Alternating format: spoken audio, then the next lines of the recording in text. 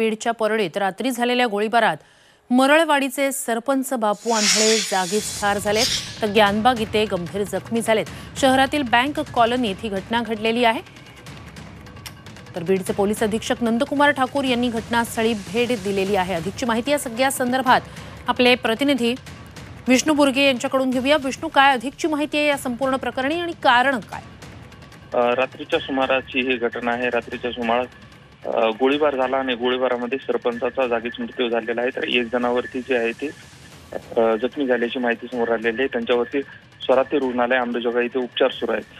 तर काही दिवसापूर्वी त्यांची कुणाशी तरी अनबन झाल्याची माहिती येते, मात्र अद्याप ती स्पष्ट झाली नाही।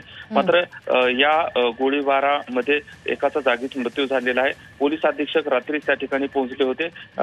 त्या भागामध्ये ज्या ठिकाणी गोळीबार झालेला आहे त्या ठिकाणी तणावपूर्ण शांतता आहे। पोलीस या बद्दलचा अधिक तपास घेत आहेत, मात्र राजकीय याच्यातून ही हत्या झाली का याचाही शोध पोलीस घेत आहेत। नक्कीच अपडेट्स तुमच्याकडून घेत राहू। सुतास धन्यवाद तुम्ही दिलेल्या संपूर्ण माहितीसाठी।